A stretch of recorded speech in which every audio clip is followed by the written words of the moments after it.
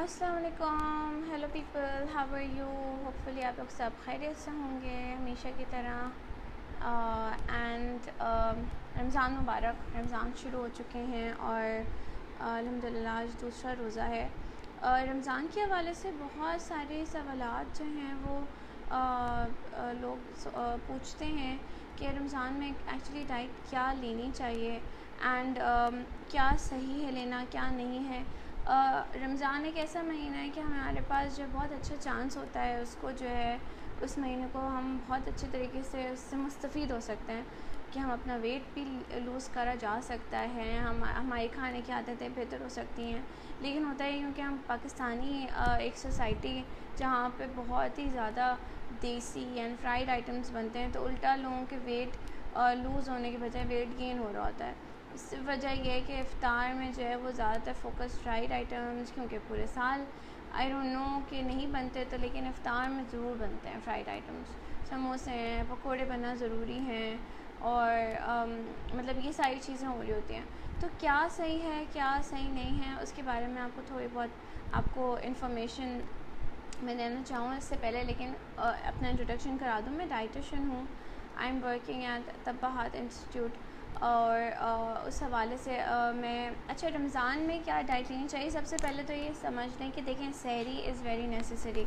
सहरी ज़रूर करनी चाहिए, सहरी पे ज़रूर उठना चाहिए। अक्सर लोगों की आदत होती है कि वो जो है वो सहरी नहीं करते हैं और पूरा दिन जो है फिर वो रोज़ा रख के और फिर शाम में जब इफ्तार करते हैं तो वो बिंज ईटिंग हो जाती है। बिंज ईटिंग का मतलब होता है एक दफ़ा में बहुत जल्दी जल्दी बहुत सारा खाना खाना, तो वो जो है वो बिल्कुल सही नहीं होता। तो इसलिए वो ज़रूरी है कि सहरी करें। और सहरी किस तरह से करनी चाहिए, क्या चीज़ें लेनी चाहिए, वो भी मैं आपको बताती चलूँ। ऐसी चीज़ सहरी में लें कि जो आपके पेट में देर तक रहे और देर तक हज़म हो। अगर आप मैदे की कोई भी चीज़ लेंगे, जैसे ब्रेड स्लाइसेस हैं या मैदे के पराठे हैं, तो वो जो है वो क्या होगा, वो रिफ़ाइंड है, वो जल्दी हज़म हो जाएंगे, वो देर तक नहीं रहेंगे पेट में। और उससे जो है क्या होगा कि आपको फिर 12 बजे 1 बजे दोपहर में उस टाइम बहुत भूख लगेगी। तो सहरी में अपनी डाइट जो है वो हाई फाइबर डाइट रखनी चाहिए। हाई फाइबर का मकसद होता है कि होल व्हीट आटे की रोटी लें या ब्राउन ब्रेड स्लाइसेस ले लें, ठीक है। ओट्स ज़रूर लें, पॉरेज, ओट्स, इस तरह की चीज़ें, उसमें नट्स डाल लें, ठीक है। आजकल म्यूसली का बहुत ज़्यादा जो है वो ट्रेंड चला हुआ है। बहुत सारे लोग जो है muesli, home made muesli banana. Muesli is a combined dry item जिसमें ड्राई फ्रूट्स होते हैं, कुछ नट्स होते हैं, sunflower seeds, chia seeds, flax seeds, इसको मिला के जो है वो एक मिक्सचर बना लेते हैं बर्नी में। एंड देन लोग क्या करते हैं कि वो आप जो है उसको 1 टेबलस्पून या 2 टेबलस्पून अपने पॉरेज में, अपने सीरियल में, अपने दूध में सुबह के टाइम, सहरी के टाइम में वो आप ले सकते हैं। तो वो बहुत ज़्यादा आपको एनर्जेटिक, पूरा दिन एनर्जाइज रखेगा, ठीक है। इसके अलावा आप क्या लें, आप फ्रूट्स ले सकते हैं सुबह, जिनके छिलके खाए जा सकते हैं वो छिलके के साथ लें। फ्रूट्स एंड वेजिटेबल्स का इस्तेमाल सुबह कर सकते हैं, ख़ासतौर पर फ्रूट्स का है, ठीक है। मैं इसके बाद पहले मैं आपको सहरी का बता दूं, फिर मैं पानी का भी ज़रूर बताऊंगी कि पानी का इस्तेमाल आपने किस तरह से करना है, कैसे करना है। सहरी में जो है एक तो आपका फ्रूट्स हो गया, फिर आपको मैंने बता दिया पराठा ले सकते हैं। मैं कोशिश करें कि बहुत ऑयली ना हो। 2 टीस्पून या 1 टेबलस्पून ऑयल में फ्राई हुआ पराठा लिया जा सकता है। एंड खजला और फेनी, ये हमारी रिवायात में शामिल है कि ये ज़रूर लोग ले रहे होते हैं। खजला और फेनी के हवाले से मैं कहूँगी, देखिए ये होती है बहुत ज़्यादा डीप फ्राइड होती हैं, तो उसमें फिर कोशिश ही करें कि ये अवॉइड ही करें तो बेहतर है। वजह ये होती है कि अगर आप ये लेंगे तो बहुत ज़्यादा फ्राइड आइटम आपके दिन भर में थोड़ा इंडाइजेशन करते हैं। लेने में बुरा नहीं है, बट आप लें, बट कोशिश करें कि डेली आपकी रूटीन में ना हो कि डेली आपने सुबह जो है वो खजला या फेनी से सहरी करनी है।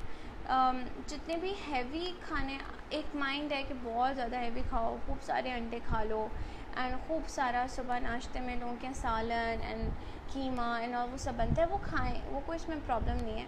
लेकिन ये याद रखें कि अपना पेट समझ के खाएं, ये सोच के ना खाएं कि हमारा पूरा दिन है तो आप डबल खा लें। पूरा दिन एसिडिटी या इंडाइजेशन की प्रॉब्लम हो सकती है, तो please avoid eating too much of food in सहरी। आप सेलेक्ट करें कि क्या लेना है आपने। यस, दही आप लें, दही इज़ रियली गुड न्यूट्रिएंट्स हैं, वो ले लें। एक पोर्शन दही का हो जाए, एक पोर्शन रोटी या ब्रेड स्लाइस के साथ प्रोटीन का कोई पोर्शन ले लें। अंडा हो या गोश्त, चिकन का सालन भी ले सकते हैं, बट बहुत ज़्यादा बहुत ऑयली एंड ये सब नहीं होना चाहिए। अच्छा, सहरी के बाद जो है पानी पे आते हैं। पानी का ये है कि पानी को कैसे, कि पानी कितना लेना चाहिए और पानी किस तरह से लें कि पूरा दिन जो है आप हाइड्रेट अपने आप को रख सकें, डिहाइड्रेशन से बच सकें। तो हाइड्रेशन ऐसे रख सकते हैं कि देखिए, मिनिमम 8 ग्लासेस तो पीने ही पीना है।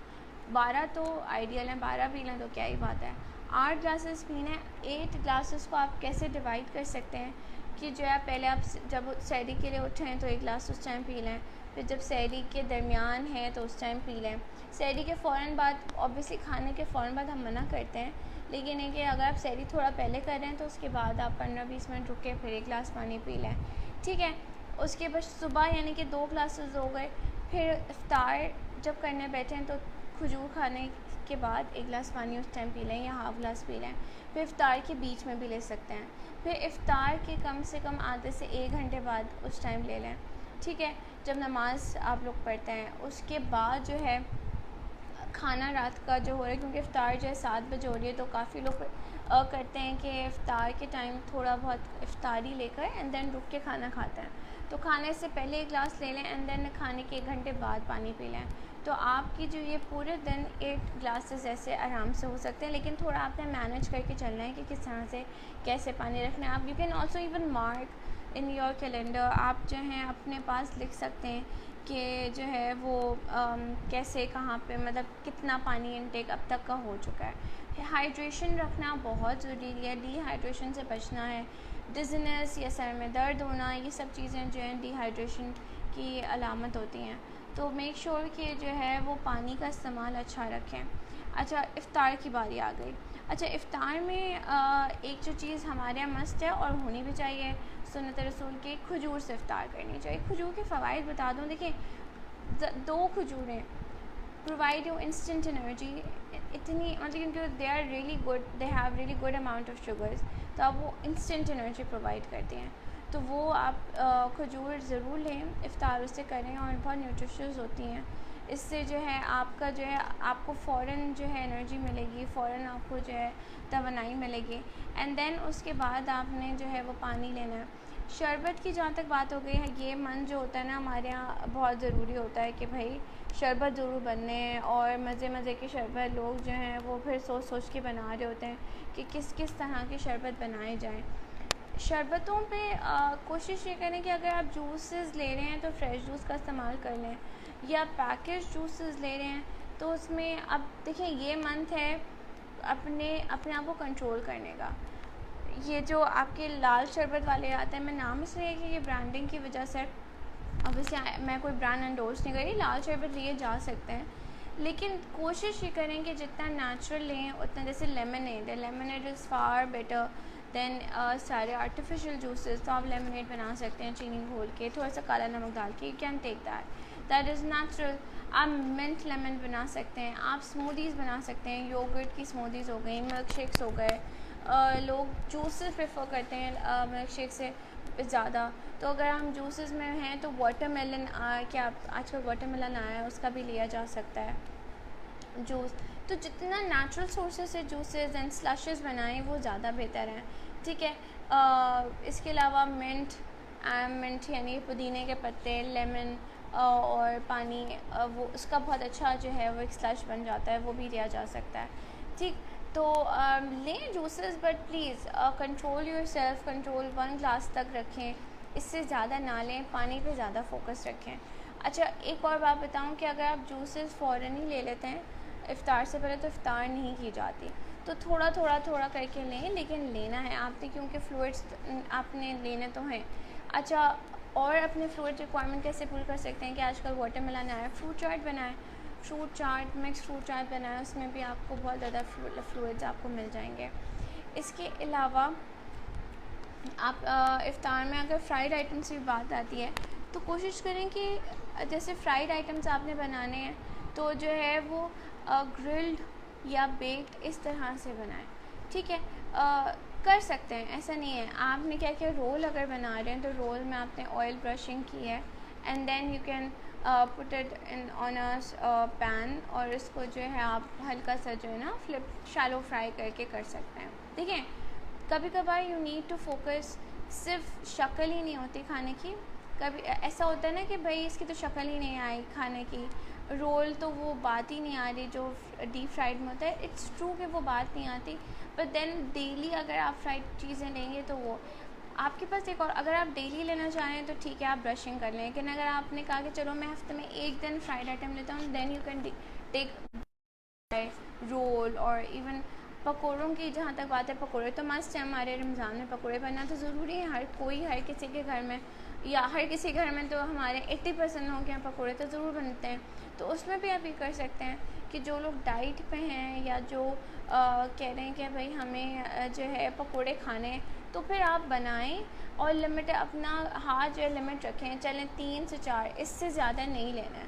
लेकिन अगर आप प्लेट भर के पकौड़े ले रहे हैं तो फिर वो हफ्ते में एक दिन की कहानी आएगी। लेकिन मैं तब भी सजेस्ट नहीं करूँगी कि प्लेट भर के हफ्ते में लें। आप डिवाइड कर दें, 2 या 3 या 4 पकौड़े डेली के बेसिस पे डिवाइड कर सकते हैं।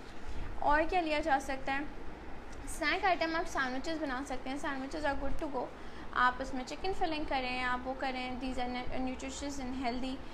कोशिश ये करें कि बहुत ज़्यादा फ्राइड आइटम्स ना रखें, इससे मैं वजह यह है कि because they can give you indigestion, acidity, ठीक है, तो ये सारी चीज़ें प्रॉब्लम आपको करेंगी। ठीक, इसके अलावा ये कि फिर रुक के खाना खाएं, रुक के खाना खाने में जो है वो ज़्यादा बेहतर है। इससे ये होगा कि आप बहुत ज़्यादा फिल होके नहीं खाएंगे इफ्तार में, एंड देन थोड़ा रुक के फिर डिनर करेंगे तो वो ज़्यादा फिलिंग भी होगा, न्यूट्रिशियस भी होगा। डिनर में आप कोई भी चीज़ रखते हैं, सालन रख सकते हैं, रोटी रख सकते हैं, उसमें कोई इशू नहीं है। अच्छा, हेल्दी चीज़ों में और क्या क्या चीज़ें आती हैं, देखिए चटनीज़ हैं, केचप्स हैं। अगर चटनीज़ बना रहे हैं तो घर में तो दीज है हेल्दी, उसमें कोई प्रॉब्लम नहीं है, बहुत ज़्यादा सॉल्ट ऐड ना करें। और इमली की चटनी है, दही की चटनी, दही का रायता वाली, पुदीने की चटनी है, तो उसमें कोई प्रॉब्लम नहीं है। बट येस, अगर आप प्रोसेस्ड चीज़ें लेते हैं जैसे कि केचप्स हैं, सॉसेस हैं, दीज आर प्रोसेस्ड, उसमें एडिशनल सॉल्ट बहुत होता है, तो वो चीज़ जो है फिर वो अवॉइड करनी चाहिए, ठीक है। और इसके अलावा रात का खाना हो गया, रात का खाना नॉर्मल रखें। ये याद रखें कि रमज़ान का महीना हमें जो है सब्र एंड जो है ना सब्र सिखाता है, नफ्स पे काबू पाना। तो कोशिश ये करें कि एकदम जैसे रोज़ा करें एकदम ना खाएं, ठहर कर आराम से खाएं। एट टाइम्स ये भी होता है कि आप खजूर से रोज़ा करके पानी पी कर नमाज़ पढ़ें एंड देन आप फिर मज़ीद जो है इफ्तारी कर सकते हैं, कंटिन्यू ये भी कर सकते हैं। तो ये बातें हो गई कुछ। इंशाल्लाह मैं आइंदा आने कुछ दिनों में आपको स्नैक्स हेल्दी ऑप्शंस भी शेयर कर दूँगी, हेल्दी विद देयर रेसिपीज़ के क्या क्या लिया जा सकता है, क्या स्मूदीज़ दी जा सकती हैं आपके थ्रू आउट रमज़ान में। सिर्फ शरबत या सिर्फ जूसेस ही ऑप्शंस नहीं हैं, अच्छी smoothies, slashes and milk shakes ये भी आपके ऑप्शंस में हैं शामिल। और इसके अलावा मैं हेल्दी रेसिपीज़ भी इंशाल्लाह शेयर करूँगी। आप हमारे लिव पॉजिटिव के पेज पे देखते रहें एंड उस पर मैं शेयर करती हूँ ऑथेंटिक पोस्ट। मेरी कोशिश होती है जो भी पोस्ट शेयर करूँ ऑथेंटिक हो, रिसर्च बेस हो, कोई अपनी तरफ से ना हो कि कोई टोटके हो रहे हों, कुछ इस तरह की कोई भी कहानी नहीं होती है, ठीक है। तो ये चीज़ें हैं, रमज़ान में जो है अपनी डाइट को बहुत सोच समझ के खाएँ, माइंडफुली खाएँ, और जो सामने है वो ना खाएं। पोर्शन बनाएं कि कितना खाना है कितना नहीं खाना। बहुत फ्राइड आइटम से दूर रहें, बैलेंस चीज़ें लें।